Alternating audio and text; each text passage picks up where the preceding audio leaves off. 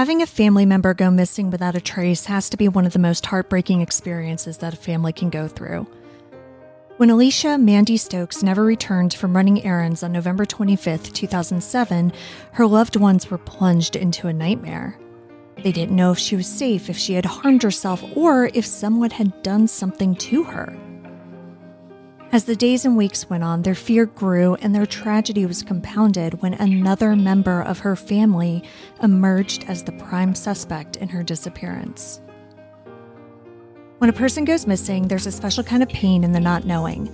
I want to tell you the stories of those who never came home. Today, I want to tell you the story of Mandy Stokes. I'm Kona Gallagher. And I'm Ethan Flick. And this is And Then They Were Gone.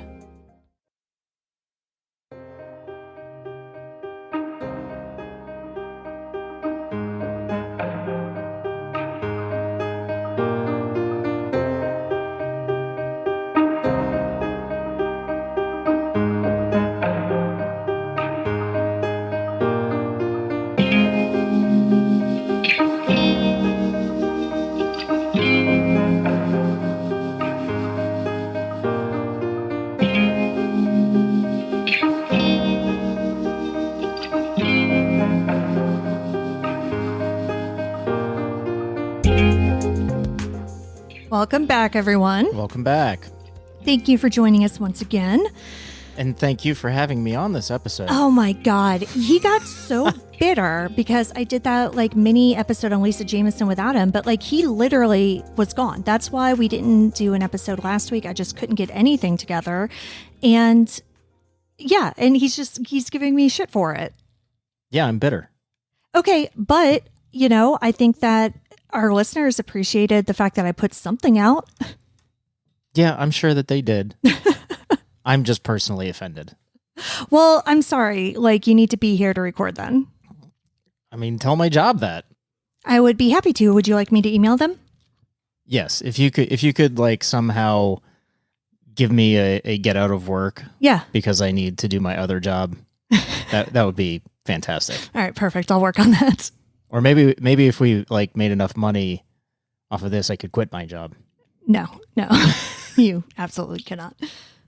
But regardless, you're home. You've been home for a few days. You're going back to work, but we're working on this. We're trying to record. And, hopefully I won't have to do another one without you.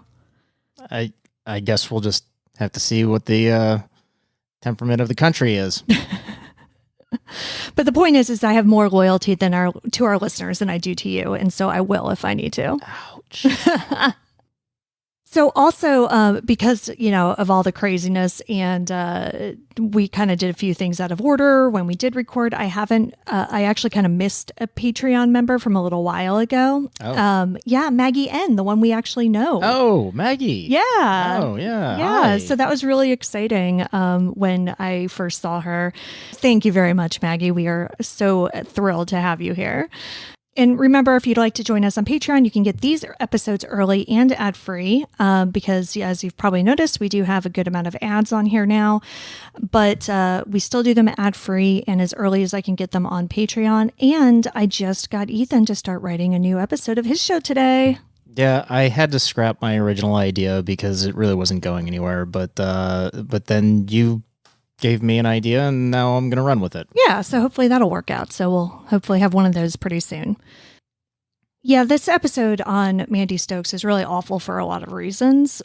One is that there have been so few developments in it over the years. I mean, this happened back in 2007. And another is that while there is a suspect, it's also possible that there was actually no crime that was committed in this case. That's intriguing. Yeah. There are two schools of thought on what happened to Mandy, and so I'll be interested in getting your take on it. All right. Alicia Amanda Stokes was born on August 19th, 1974 in North Carolina to Deborah and William Stokes. Alicia went by Mandy and was the oldest daughter in a family of 8 children. Whoa. Yeah. I mentioned that there weren't a ton of developments in this case. Similarly, there, isn't a lot of information about her early life growing up. But Mandy was a smart, friendly girl who was close with her family, especially her father, William. Her brother Cody was interviewed for an episode of Disappeared, and he said that Mandy and their father had kind of like a similar personality and really got along well because of it. So when their father died suddenly of a heart attack in December of 2003, Mandy was absolutely devastated. Yeah, that's tough. Yeah, so Mandy, like I said, was the oldest daughter, so she was 29 at the time, so she was an adult. You know, she had, I don't know how old her youngest sibling was, but regardless, I mean, it doesn't matter what age it happens. Losing a parent like that is just heartbreaking. Yeah, I mean, especially if it's unexpected. Right, exactly. I mean, not to say that it's any easier if you lose somebody due to a long illness or anything like that, but, you know, it hits you differently. By this point, Mandy had graduated college, and her father's life and death was a driving reason she wanted to continue school and become a therapist. So her father was a Vietnam veteran and spent decades dealing with PTSD because of it. And it sounds like he may have also suffered from depression. So I talked about that Disappeared episode. You know, it's interesting because they don't actually say how he died in that episode. They just talk about how he died. And, you know, both Deb, Mandy's mom, and Cody, the brother, who were in the episode, you know, talk about his PTSD and, you know, the struggles that he had. And the way they were talking about it made it sound as though he may have taken his own life. But again, I found another news article that said that he had died suddenly of a heart attack. Mandy really wanted to explore how the brain worked, and she did a lot of research into PTSD. In 2005, Mandy decided to continue her education and was accepted into John F. Kennedy University in Oakland, California, where she was studying to earn her PsyD. Now, a PsyD degree is an alternative doctoral degree that focuses on practical and clinical aspects of psychology. It basically revolves around getting students ready for practical placement. So it's not just like a theoretical, you know, let's learn the concepts of being a doctor. It is like, this is what you need to learn to work in a hospital or a clinic or, you know, whatever. So it's more training oriented. Exactly, yeah. Luckily for Mandy, she already had a friend in Oakland, which is on the complete opposite side of the country from where... From North Carolina, yeah. So it's about 3,000 miles or 4,800 kilometers from North Carolina, just to give any of our non-American listeners an idea. Her best friend from childhood, Melinda Wiggins, was already there studying for her master's degree in acupuncture. So it worked out perfectly. Mandy moved in with her, and the two friends had a great time, you know, just working, studying, and hanging out. Because again, they were just so close. They grew up together. I mean, they considered each other more sisters than friends. So she really had just a safe place to land when she made this huge move. And this arrangement lasted for about a year or so until the spring of 2007, when Mandy's little brother, Aaron, also came to California. Aaron is about 4 years younger than Mandy, and by this point had already had some struggles in life. He had previously had some issues with drugs, so when Mandy asked Melinda if Aaron could crash on their couch, Melinda was a little bit apprehensive. But Mandy assured her that Aaron was clean, so she agreed. This arrangement lasted for a few months before Mandy and Aaron moved out and got a place together. Was there anything that precipitated that, or was it just timing or whatever? Well, it seems... Like he didn't start falling back into drugs? That isn't clear. But what Melinda did say is that she was concerned about Mandy, and we'll get into, you know, that in a little bit here. But their relationship did become a little bit strained toward the end. So I think that probably did contribute to Mandy moving out with Aaron. So after Mandy moved out, Melinda didn't really see her that much. And, you know, part of that was just due to their incredibly busy schedules. Sure. But part of it was because Mandy was having a difficult time. According to her friends and family, Mandy suffered from severe depression. Melinda told the Oakland Tribune that Mandy had kept an urn with her father's ashes in her bedroom, and events like his birthday or the anniversary of his death were really triggering to her, and they would cause her to slide deeper into depression. Toward the end of their time living together, Mandy was really struggling. She was self-medicating with alcohol and was apparently being a little reckless with men. It just really sounds like she was trying to fill a void that was inside of her. Yeah. Melinda said that Mandy would turn into a different person when she would drink, and it caused arguments between them. And I think we've all known that person, and it's tough, especially if you're living with them. Mandy was also supporting herself while in grad school by working as a cocktail waitress. So she was constantly in the bar party culture, Right. I mean, and that's the thing. Like when you work at a bar and it's closing time, like that is the staff's time to go party, basically. Oh, yeah, yeah. They need to wind down. Like they're not ready to go to sleep. And so it keeps going. Yeah, well, I have never worked in that scene. I have definitely closed out a bar and have had such good relationships with the bartenders that they then started drinking with us. Yeah. So, I definitely understand how, the whatever 11, 12, 1, 2 in the morning can suddenly turn into 4 a.m. Oh, yeah, absolutely. And so it was one of these nights, though, these like normal, after closing party nights, that something horrible happened to Mandy. She came home and told Melinda that she had been sexually assaulted. Mandy never reported the assault to the police, and Melinda tried to help her through it as best as she could. But Mandy was spiraling, and it eventually became too much for Melinda to handle. By the time Mandy and Aaron moved out of the apartment, the relationship between the lifelong friends was strained. After the move, it seems as though Mandy was also trying to make some changes in her life. She had decided to take the semester off of school. She just wasn't happy with her current position in life. Like it just wasn't working out in the way that she had hoped it would. She was worried about her career prospects, her friendships, her drinking, like everything. Nothing felt right to her. Now, throughout all this turmoil, though, Mandy actually had a boyfriend, a man named John Krug. He and Mandy had met a few years before when they were both on vacation in Las Vegas. Oh. Yeah. So she, of course, lived in California, and John lived on the other side of the country in New York City. Oh, wow. Okay. Yeah. But, they hit it off. And so they started like a casual long distance relationship, like she was obviously like seeing other people. I'm assuming he was too. It wasn't, it had been going on for like a couple years. But again, not super serious. Sure.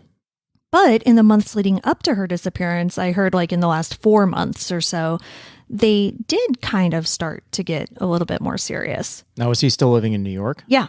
Oh, okay. Yeah. And so actually she flew to New York a few times to visit him. And in October of 2007, she actually spent a month there. Oh. Yeah. So again, this is like the semester she was taking off of school. Sure. Yeah. But that's got to impact your job. Right, exactly. Yeah, so she was gone for a month, so I don't know about her whole money situation or, what was going on. But the trip went really well, according to both of them. They explored the city. They even got out of the city and went camping. They did all sorts of stuff. And Mandy fell in love with New York and was seriously considering making that her next chapter. So she was considering moving to New York, I think to be with John or just, for a new start. Mm-hmm. She apparently was also talking about possibly moving to Atlanta, where her mom was living at the time. Oh, okay. Yeah. So basically it sounded like her time in California may have been coming to an end one way or the other. Mandy flew back to California on November 20th, 2007 and told Aaron about her decision, basically that she would be leaving. And he did not take it well. Mm. From what it sounds like, Mandy was not only providing Aaron with emotional support as the big sister, but a good amount of financial support as well. Mm. Like, it sounds like she was kind of paying all the bills. You know, her name was the only name on the apartment, stuff like that. Like, I haven't read anything about him having a job. I don't know if he did, what he was doing, what the situation was there. That's got to be tough. I mean, I know bartenders and servers can make a lot of money, but still, LA basically providing for two people. Well, yeah. I mean, it was... That's a lot. It was a lot. A few days before her disappearance, Mandy called their mother, Deb, and asked her to talk to Aaron. She basically wanted her mom to like step in and do her mom magic. Mom. Yeah. And like help Aaron realize that, you know, everything was going to be okay. And like Mandy just needed to move on. You know, she just needed somebody to help her out. Yeah. But her impending move continued to be a sore spot between the siblings. They argued a few times about it, and from what it sounds like, the biggest one was the morning of November 25th. Now, this is again just 5 days after she returned from that month-long trip to New York.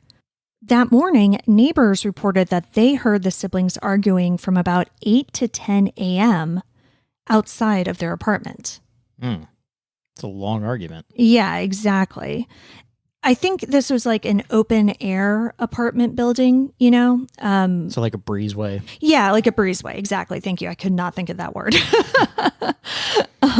Instead of like an enclosed building, but I still think it's probably pretty easy to hear, you know, if not exactly what they're saying, like that there's a fight. Yeah. You know? Yeah.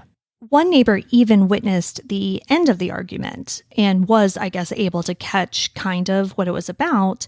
And that neighbor said that it seemed to be over money. And Mandy was kind of complaining that she was paying for Aaron all the time. Mm-hmm. The neighbor also said that Aaron was like cornering her and that Mandy basically had to do like a football maneuver to get around him and like run into the apartment. Oh. Yeah, but Aaron followed closely behind, but then nobody heard or saw anything after that. According to Aaron, he and his sister just had a little disagreement. That's how he has always described that morning. Afterwards, you know, after they went back into the apartment, he says that he got in the shower. While he was in there, he said that Mandy tapped on the bathroom door and told him that she was going to run some errands. He yelled that he loved her, and then she left. She was wearing running pants, and she took her wallet, ID, cell phone, and iPod with her. She then got into her car and drove away, and she was never seen again. So this was according to Aaron. Yes. And so we have neighbors that witnessed the fight, but do we have any neighbors that witnessed her actually leaving? I do not believe so. And so that's the thing. So when you hear this, your first thought probably is that something more happened during this fight. Well, clearly. I mean, Aaron's the last person to see her alive. He admits that there was an argument. Yeah. Although he downplays it. He downplays it, sure. But you have witnesses, neighbors that hear and see an actual argument taking place. Yeah. So, I mean, it kind of paints him in a bad light, no matter how he cuts it. Exactly. You know? Yeah. And that's what I would think, you know, that maybe Mandy never made it out of the apartment, at least not under her own volition. And what time of day? This was morning, you said. Yeah. Yeah. So this also like this, yeah, she left allegedly, you know, around 10 a.m. to run errands. And then we have no witnesses seeing her leave or, right. You know, nobody out in the general public saying that they saw her car or her at wherever she was running errands. She just seemingly disappeared in the middle of the day. Correct. But even though no one saw Mandy after she left at 10 a.m., they did hear from her. Oh? Yeah. Okay. Around 10:45 a.m., she called her boyfriend from the car. Okay. They spoke for a short time, and she vented about the fight that she had just had with Aaron. But in the middle of their conversation, the call got cut off, either from her losing service or from the phone being shut down. Or the battery dying. Or the battery dying. One sure. of the three. John tried to call her back repeatedly, but he was never able to reach her. Now, when he tried calling her back, did it go straight to voicemail or did it just ring endlessly? So, yeah, that's a good question. I know that it did go straight to voicemail. I'm not sure if, like, the it immediately went straight to voicemail. Gotcha. Like the very first time he called back, I'm not sure if it rang or not. Yeah. But I do know that at some point it did just start going straight to voicemail. And cell phone records do back this account up. The phone either went dead or was shut off at 11:20 a.m. So I guess that would indicate that it probably didn't ring at all. Right. Yeah. Or again, at 11:20 a.m., maybe it did ring. Maybe his first call was at 11:18 a.m. And, but in any case, went dead, shut off 11:20 a.m. on November 25th, 2007. Never came back on. No. So we do know that Mandy did make it out of the apartment that morning. It's what happened afterwards that remains a mystery.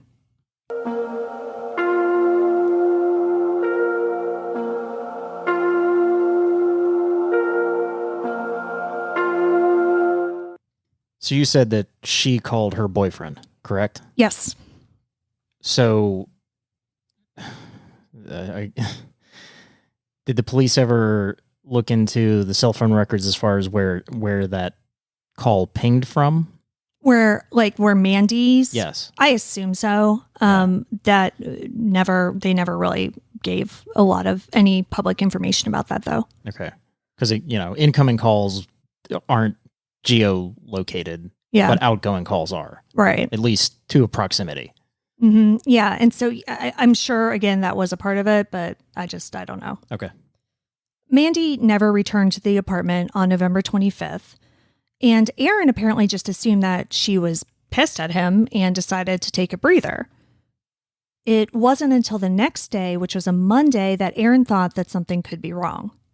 So he called his mother on Monday afternoon and told her that Mandy hadn't come home the night before. And her mom was, somewhat worried, but she wasn't panicking or anything. Sure. According to Mandy's brother, Cody, Mandy had a habit of taking short trips, going to stay with friends for a few days, things like that. So while it was kind of out of character, it wasn't completely out of character, not enough to, sound every alarm. So initially, that's just kind of what they all thought was happening, especially given the argument, right. But by Tuesday, they still hadn't heard from her. So that's when Deb really started to worry. Between Monday and Tuesday, she had tried calling Mandy several times with no luck. She left messages, but received no response.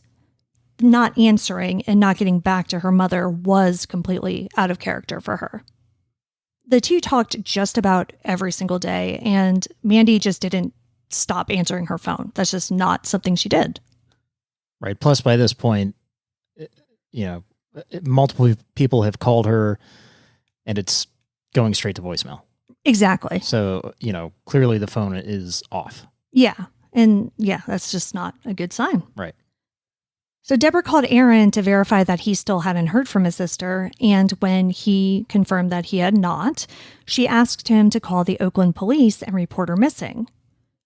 But Aaron didn't file the report.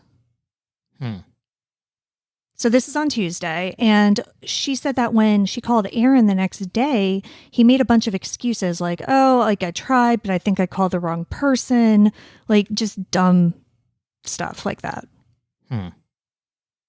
So Deborah, who I mentioned was living across the country in Atlanta, Georgia at the time, called and made the report herself.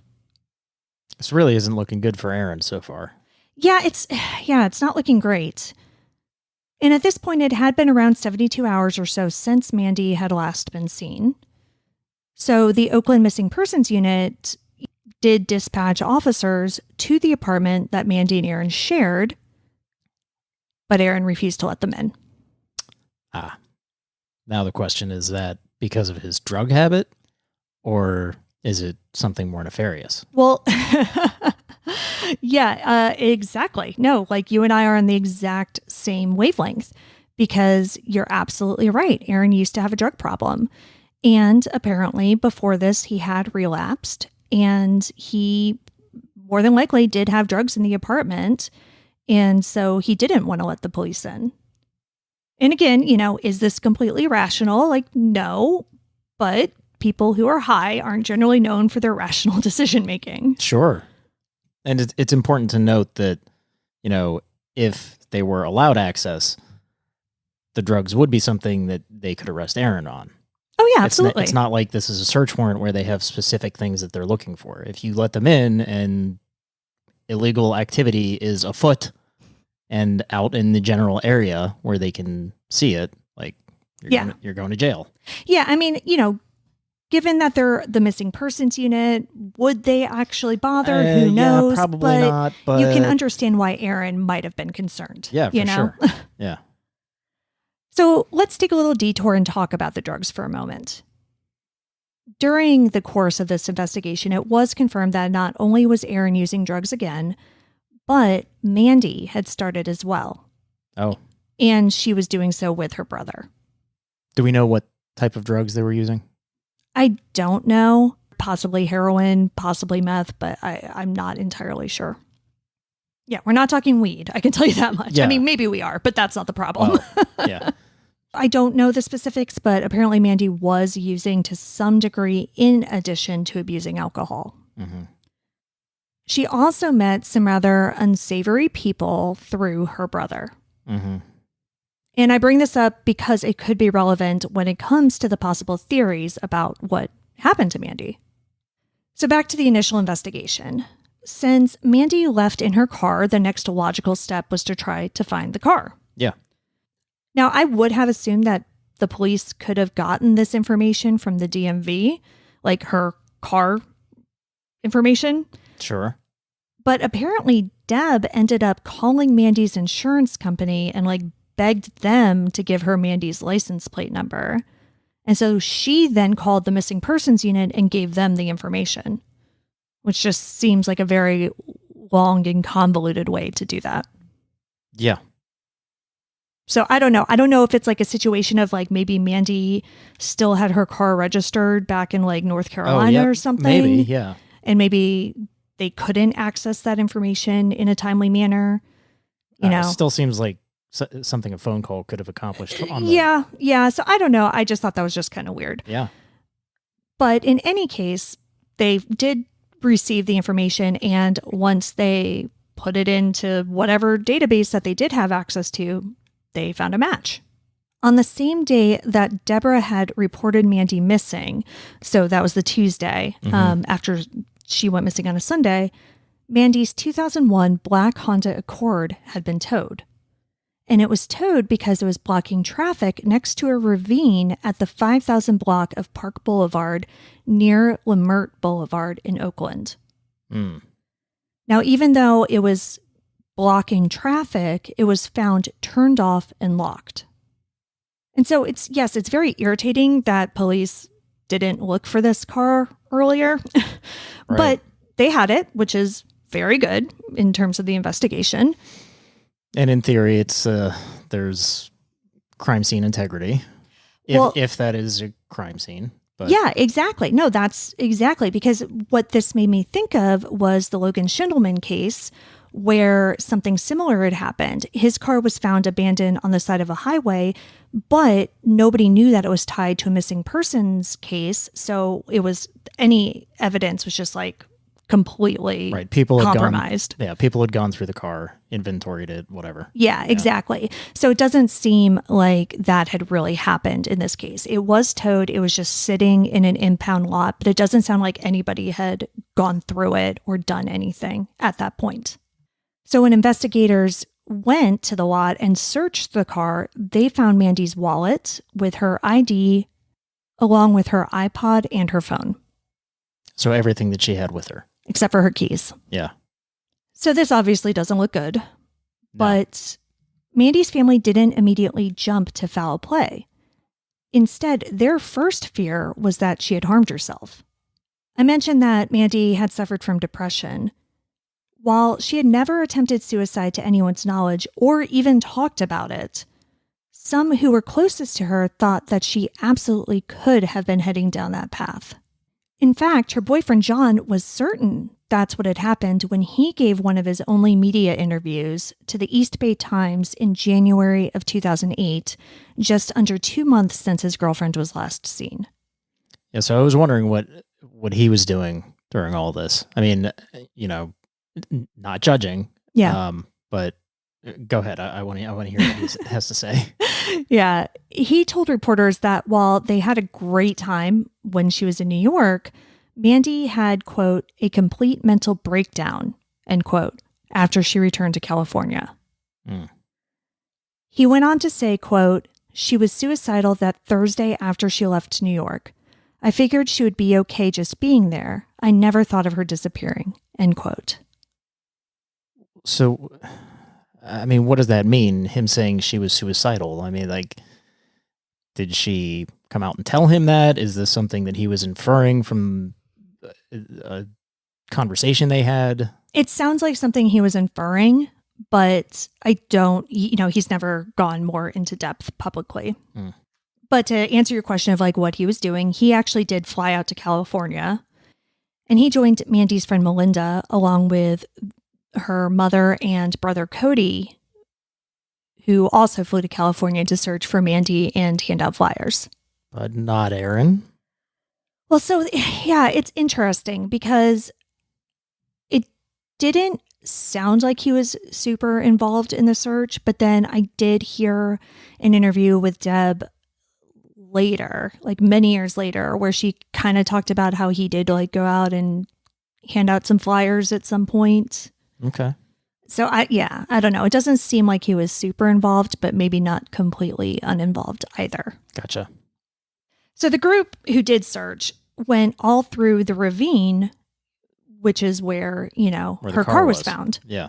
And they were just hoping to find some evidence of what had happened. Now, this was December 4th, which was about a week or so after Mandy was reported missing and almost 2 weeks since she actually went missing. Now, during this search, they were approached by a man, and he told them that he lives nearby and walks his dog in the area. He had noticed one of the missing posters that they had put up, so he asked about Mandy and if that's, what they were doing there, basically. Mm-hmm. They told him that, yes, they were, and they mentioned, that her car had been found nearby, and he was like, oh, yeah, I remember that car. I wrote it down in my notebook. So he pulls out this journal and shows them the entry. And it said that he saw Mandy's car parked oddly at 3 p.m. on Sunday, November 25th, the day she went missing. Yeah, so this is interesting for a few reasons. One, it's helpful because it helps narrow down the timeline. Whatever happened to Mandy likely happened between about 10:30 to 10:45 a.m. and 3 p.m. on November 25th. Right. But also, like, who the hell is this guy? Yeah. Just like journaling odd things that he sees in his neighborhood. Yeah, and just like approaching them and like inserting himself into the investigation. Yeah. Yeah, and so both Deb and Mandy's brother Cody were like, is this guy like holding Mandy in a dungeon or something? Like, what is happening? They were just really creeped out by the whole situation. Sure. And Cody said on that Disappeared episode that like he was ready to follow this guy and break down the door to his apartment because he was like, this guy has to have something to do with it. But as it turns out, the man had a very good reason for keeping such a weird and detailed journal. He suffered from short-term memory loss. So he writes down everything that happens to him throughout the day so he can go back and reference it. So like it's memento without the tattoos. I was just going to say, is he covered in tattoos to remind him of who he is? Exactly. Good Lord. Yeah. Also go watch that movie. It's really good. Yeah. Of course, like the police looked into him as well, and that's how all this was determined and whatever. And so, eventually it turns out that the man was just like a helpful witness. Again, so that did help because it helped narrow things down. And police did keep investigating. On December 12th, Aaron ended up being interrogated by police for 9 hours. Whoa. Yeah. Think they had something to go on there? Yeah, I mean, yes. Everything that I've been bringing up to this point, probably? Yeah, I mean, basically. Now, interesting, like the only time I've ever found any situation in which Aaron has spoken publicly was the same article that I mentioned that John was interviewed for. Mm-hmm. So he, again, downplayed the argument that he and his sister had on November 25th. He called it a tiff. And he also talked about the interrogation, saying, quote, "I tried to talk to them, but they kept railroading and accusing me," end quote. Mm. And interestingly, so, now that we're talking about Aaron as a suspect, I think it's interesting because if I had been interrogated for 9 hours by the police as a suspect in a disappearance, and her boyfriend had told the paper that he thought that she had harmed herself, Mm-hmm. and I knew of her history of depression, and I had actually had something to do with her disappearance. Personally, I would play up that history of depression and really lean into her car was by a ravine. I think it's clear what happened here. She harmed herself. But that's not what Aaron did. He told the newspaper, quote, "There's a part of me that thinks she's very much alive and knows what's going on. I don't think she committed suicide," end quote. When asked if he could think of anyone who would want to harm Mandy, he couldn't think of anyone. Except for himself. Well, yeah, but so he didn't take the opportunity to push the suicide theory, and he also didn't take the opportunity to suggest an alternate suspect, basically. Like one of their drug friends or whatever. His whole behavior just seems odd to me. Why postulate this even more bizarre theory that she's alive and out there? Right. And knows, quote unquote, knows what's going on? Like, what? Why? Yeah, that is weird because by this point, no one else thinks that she just took off. Right. All signs point to either foul play or suicide. Exactly. And that's pretty much what everybody, including her family, was, operating under. Right. And we've gone over cases before where people leave, supposedly leave to start a brand new life. And wallet left behind, the items that you would need in order to start a new life. And even your iPod, because back then, that couldn't be That was traced, life. Yeah. There was no Bluetooth. You could just take that. Yeah. You need some tunes if you're going to go start a new life. Also, why go through the if you're going to start a new life randomly like that, why go through the effort of hanging up in the middle of a phone call with your boyfriend and then leaving your car someplace where it could easily be found? Yeah, exactly. And she didn't take any money with her. Right. Yeah. I mean, which we'll get to her bank accounts in a minute, but there's, it's just not a theory that anybody actually believed. So it's very strange that he was saying that in from what I could find, his only public statement. Mm-hmm. So who knows if he actually said that to the police, but I have no idea. Yeah. Even just putting it out there it seems stupid, asinine. I don't know. Yeah. So getting back to the suicide theory, we talked about how Mandy was known to suffer from depression, and we talked about how she was self-medicating with drugs and alcohol. Plus, her car was parked in traffic next to a ravine. Right. None of this sounds good. Right. But she took her keys with her and locked the car.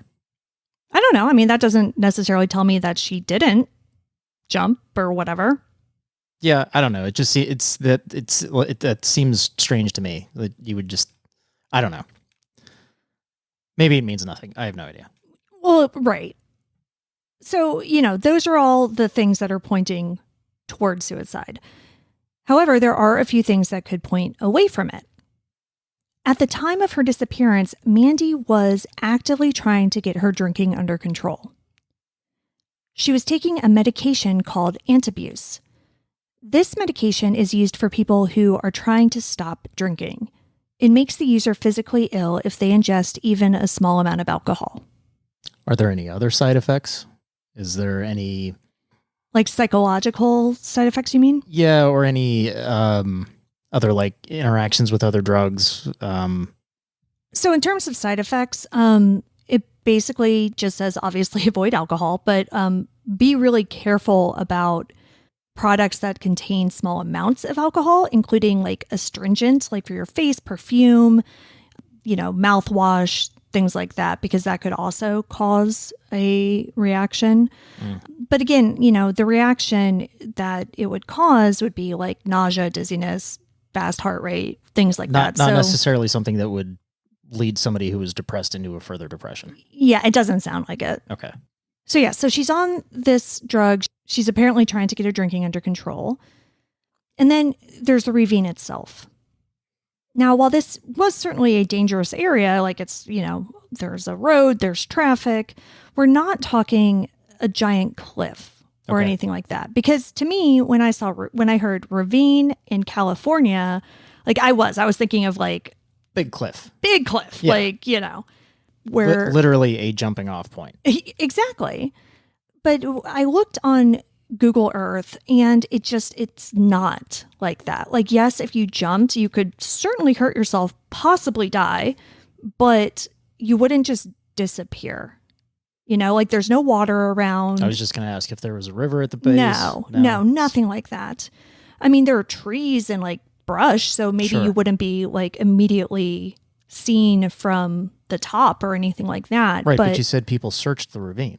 Well, exactly. Volunteers did. Yeah, exactly. And so this, just again, from what I was able to see on Google Earth, this really sounds like a place that if you're searching for somebody very soon, within a couple of days after they would have gone over the edge, it doesn't seem like there would be any way in which you wouldn't be able to find them.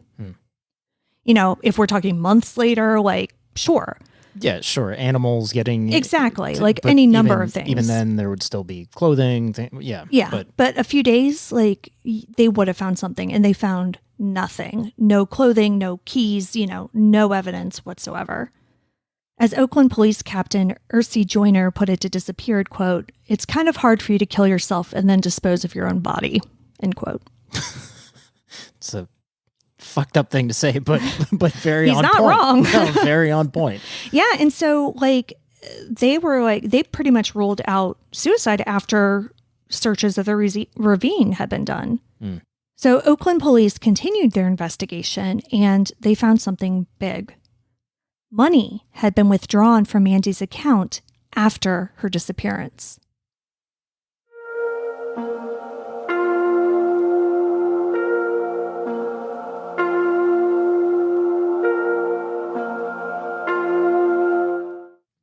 While this initially seemed like an amazing turn of events, it was quickly determined that the withdrawals had not been made by Mandy. Okay, but that means that somebody has her debit card, right? Yep. So could they narrow it down to an ATM? They could. They absolutely could, and they did. And they footage of the suspect? Pulled the footage. Okay. And it was discovered that Aaron had used... Yep. Okay. So, do we know what he said in response to that? Yes, we do. But before we get to that, in addition to the ATM withdrawals, it was then found that he had also written checks to himself using her checkbook. Mm-hmm. So all of this totaled between $6,000 and $7,000. It's a lot of money for a user. Mm-hmm. There were also credit card purchases, and I don't know if this is her debit card or like a different credit card, but one purchase was made at 11:28 a.m. on the day she disappeared, just 3 blocks from her apartment. A second purchase was made at 11:51 a.m., 5 blocks from where her car was eventually found. Now, we don't have footage of these purchases, just the ATM footage. Right, but you said her wallet was in the car. Yeah. So, but missing her debit card, obviously. Yeah. Or several credit cards or something. Right, yeah. Now remember, her phone shut off at 11:20 a.m. So that second purchase was made a half an hour after that. Aaron also made cash withdrawals on the day after Mandy was last seen, so on that Monday. When he reported but didn't report her missing? No, that wasn't until Tuesday. That was Tuesday. Okay. Yeah. Now, according to their mother, Mandy did let Aaron use her cards occasionally. But on that day, he nearly cleaned out her account. Right. And some of these purchases, the purchases in particular, are around where her car was. Right. So do we know what those purchases are? I think they were just at like a gas station or convenience store. It was just like something small. Like it wasn't anything, whatever. But yeah, so we don't know if they were made by her, if they were made by Aaron or, an unknown third person. We don't know anything about that. But yeah, I think they were just like gas station type purchases. Now, and I think so all of these discoveries, I believe, is what actually led to police finally bringing Aaron in on December 12th and interrogating him for the 9 hours. Mm-hmm. Because December 13th and 14th, he ended up spending in jail on charges related to this, like the fraud, nothing regarding her disappearance, just the financial stuff. Yeah. Leading up to all this, Aaron continued to refuse to allow the police access to the apartment. Yeah, I was wondering if they had ever gotten in there. Not while it was up to him, but he ended up moving out in early December. Apparently their lease was up. And, I'm sure he also didn't have the money to pay for it anymore. Right. Their family was then faced with the heartbreaking task of packing up Mandy's belongings just a few weeks after her disappearance, not knowing if she would ever need any of it again. Shortly after Mandy's family left California, they received disturbing news. Mandy's case was being turned over to the homicide division. Basically, given the fact that Mandy had been out of contact for several weeks, coupled with what police deemed suspicious behavior on the part of her brother Aaron, they believed that Mandy had met with foul play. Aaron was interviewed on the 12th. He spent the 13th and 14th in jail, but by that time he was already out of the apartment. So on December 14th, police were able to get a warrant to search the apartment that Mandy and Aaron had shared. Okay, forensics. What did we come up with? Yeah, well, it was interesting because even though the apartment had been cleaned and already turned over to new tenants, investigators were able to uncover what they called biological evidence. Right. They don't go into specifics about what was actually found, but Captain Joyner said on Disappeared that they used chemicals to determine 2 different places where they believed an altercation had taken place. So to me, that sounds like they used luminol and found blood. Right. Yeah, that's exactly what I would think too. And so this discovery led them to take a second look at Mandy's car. When they did, they found what they called the same biological evidence. Mm-hmm. This evidence indicated that either another altercation had taken place inside of the car or that a body had been transported inside. Right. So at this point, the homicide investigators believe that Aaron murdered his sister and staged the scene to look like she either ran off or died by suicide. They were so confident that they took their case to the DA and tried to have Aaron brought up on murder charges. But no body homicides are incredibly difficult to prove, so ultimately the DA determined that they didn't have enough evidence to move forward. There's also that phone call to her boyfriend. Mm-hmm. That you said was made in a car, her car. Mm-hmm. So that kind of changes the timeline a little bit, because if she was already out of the apartment, it makes you wonder when or how that actually, how that could have been done, So if they found evidence in the apartment and then blood evidence, or I'm sorry, biological evidence in the car also, and then that phone call happened, the timeline is a bit messy. It is.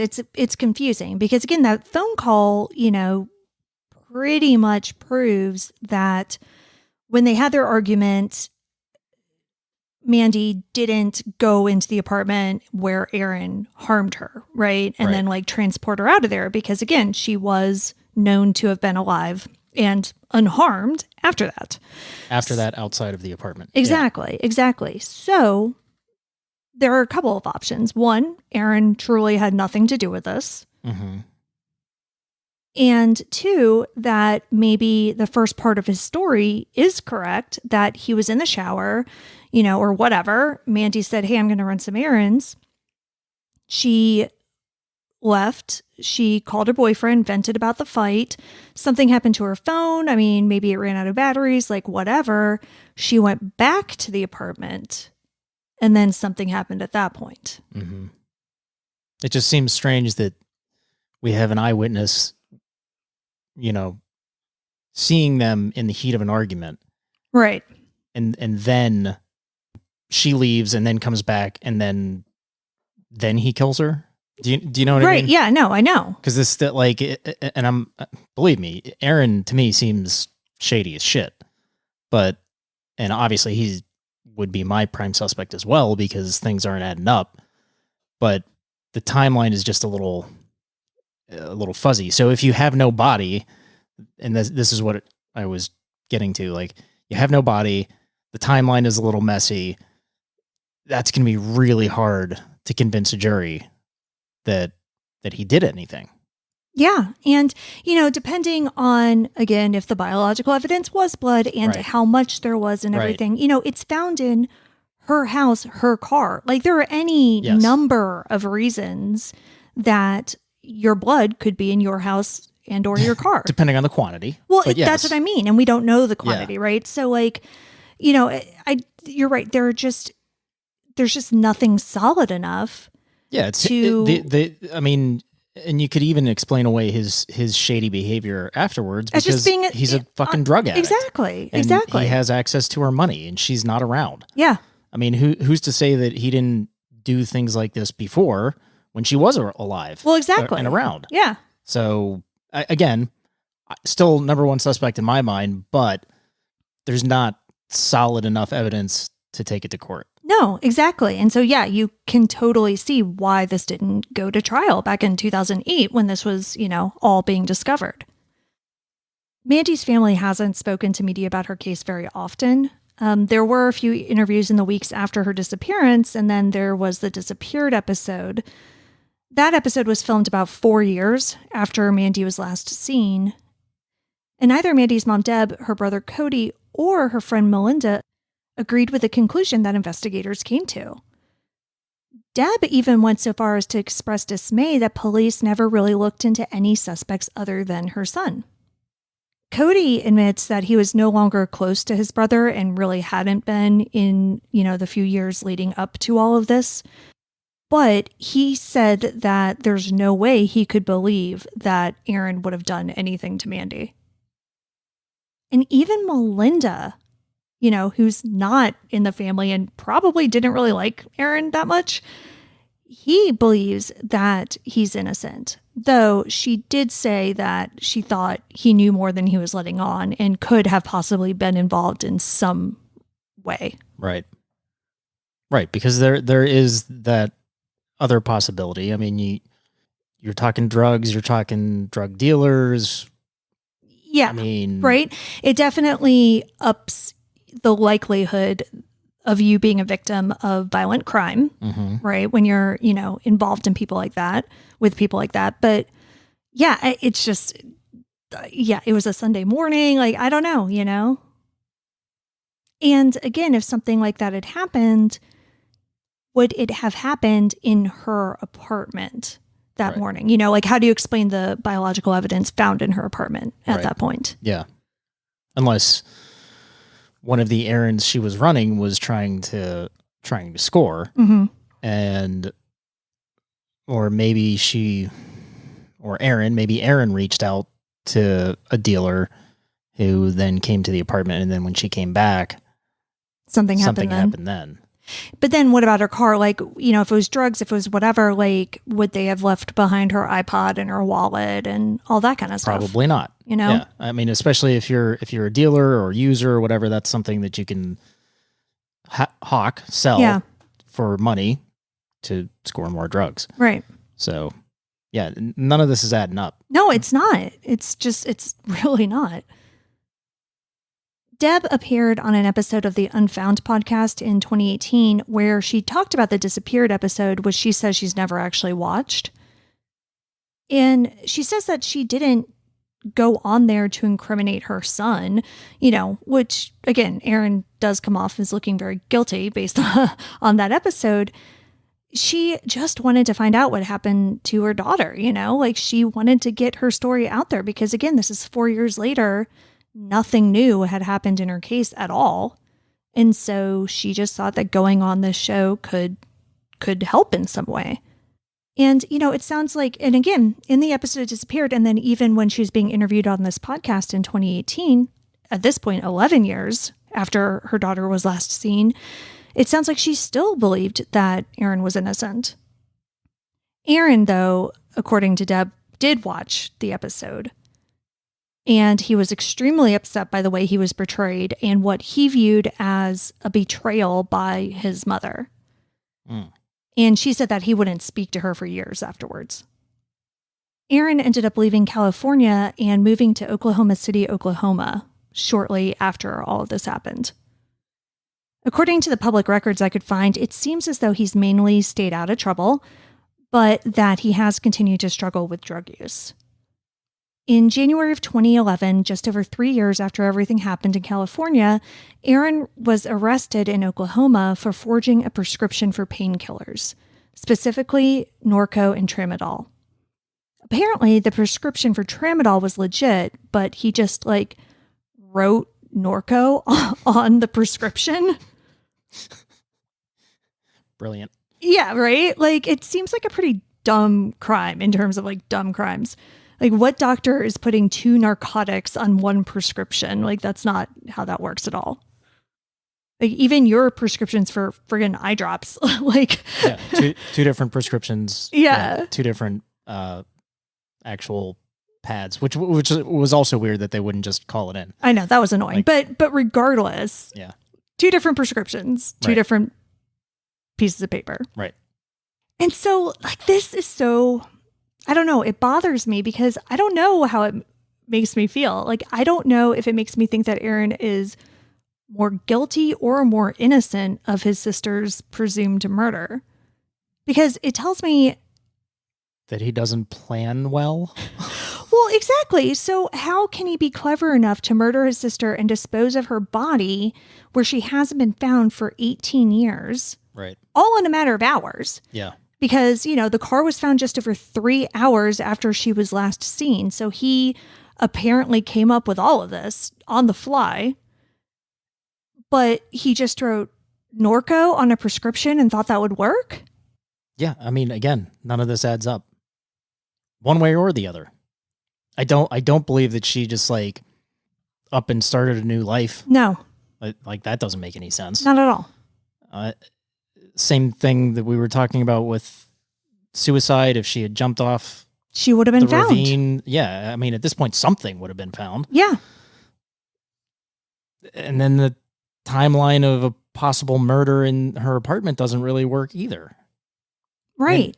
And again, unless she came could. back and then something happened afterwards. Right. I just don't know. But then we're left with a 3-hour window for this whole thing to get covered up. Right. Her brother and or maybe somebody else masterfully disposing of her body, having never been found again. Right. Plus cleaning. Yeah. Yeah. You have to consider cleaning the car too. Because they said that they found trace amounts of, or whatever. Yeah, exactly. Because the police had already searched the car. They found her iPod. They didn't find her iPod and a puddle of blood. Exactly. Yeah. So they would have had to have cleaned the car too before they disposed of it. And that's the 3-hour window. They probably, in theory, had more time to clean the apartment if that's where the crime occurred. Yeah, because nobody searched the apartment for weeks. Right. But 3 hours to put the body somewhere, hide the body, then clean the car, and then stage it to make it look like she committed suicide. That's presumably kind of done on the fly. Mm-hmm. That just doesn't seem realistic. Yeah, I mean, the only thing that kind of would work would be something happened in the apartment. She died in the apartment, was kept in the apartment, and then the car was taken to the place where it was found and left. And then whatever happened to her body was done later. Right, but then with more time. But then they found biological evidence in the car too. Exactly. So that's the main thing about that. However, if the car was driven by the murderer, maybe Mandy's blood was transferred from that person. Yeah, maybe. Sure. Because again, we don't know where it was found, how much, any of those details. So that might not make any sense, but it could, right? Like if you killed somebody, you could have that person's blood on you. If you get into a car, you can transfer that blood into the car. Right. You know? Yeah, we don't know what the amount of right bodily fluids. Yeah, so maybe this wasn't all done in 3 hours. Maybe just the car was disposed of in 3 hours and the general plan was put into action and the actual body disposal took much longer. Yeah. I don't know. So back to, what happened with Aaron, like that prescription crime has followed him for over a decade. According to the Oklahoma Department of Corrections, instead of being convicted and sent to prison initially, he was ordered to do drug court. Now, can you talk a little bit about what drug court is? In most jurisdictions, it's a diversion tactic to keep somebody who has a minor drug offense or drug-related offense out of jail. So diversion tactics, drug court, it could be community service. You could be sentenced to like a treatment program. Yeah. Right? Not necessarily a halfway house, but some sort of treatment program, something like that. Yeah. Whether it's inpatient, outpatient, just something. Yeah. And but like from what I understand, you have to, it's kind of like being on probation, like, or, there are certain things that you have to do. Yeah. And in more instances than not, you would have a probation officer following your case, and there are milestones that you have to reach. And then once you get to a certain point, depending on the jurisdiction, some will expunge your record, or at least that record, or others will just, rubber stamp saying you're done. It just really depends on the jurisdiction.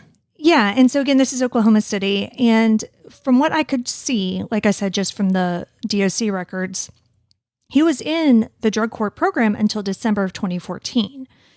So after that, it gets a little cloudier. I don't know if he was sentenced to probation, but on September 22nd, 2020, so like 9 years later, after the initial crime, he was convicted of the same charge with the same case number. That, to me, sounds like a probation violation, maybe? Yeah, I'm not really sure how they would do that. Yeah, I don't know either, but like he ended up going to prison after that. So, you look him up, and again, they have the initial arrest in January of 2011, and it just says drug court.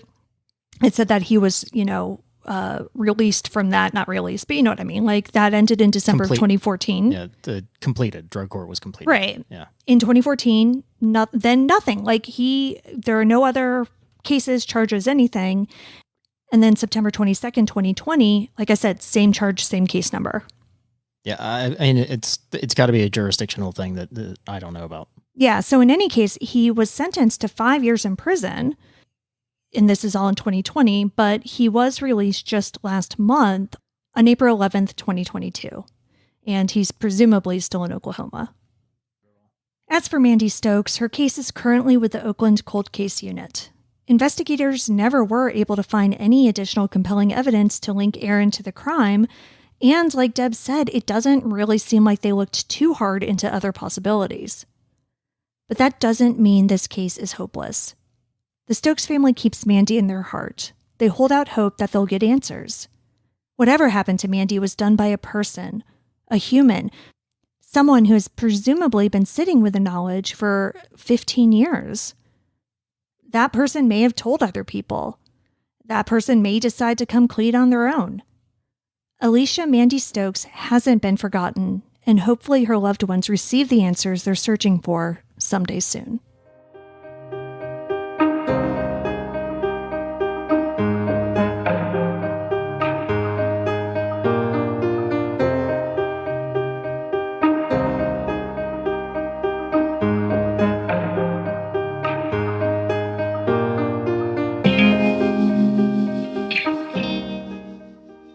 Alicia Mandy Stokes has been missing from Oakland, California since November 25th, 2007. Mandy is a white female with brown hair and green eyes. At the time of her disappearance, she had blonde highlights in her hair. Her ears and belly button are pierced. She has a scar on her forearm, a birthmark on her thigh, and a tattoo on her wrist. Mandy was 33 when she went missing. She would be 47 today. If you have any information regarding the disappearance of Mandy Stokes, please contact the Oakland Police Department at 510-238-3641. You can see all of the sources for this episode along with photos and videos at our website, andthentheyweregone.com. And be sure to follow us on social, And Then They Were Gone Pod on Facebook and at ATTWG Pod on Instagram, TikTok, and Twitter. If you like what we're doing, please subscribe and consider leaving a 5-star review on Apple Podcasts. It will help new listeners find us. And the more people that listen, the more chances we have of bringing someone home. And we'll see you here next week for a brand new episode. See you next week. And Then They Were Gone is hosted by Kona Gallagher and Ethan Flick. All research, writing, and editing is done by Kona Gallagher. Theme music is The Stork by Ketsa. Additional music is provided by Kai Engel. And Then They Were Gone is a Little Monster production. Hey, you can do it!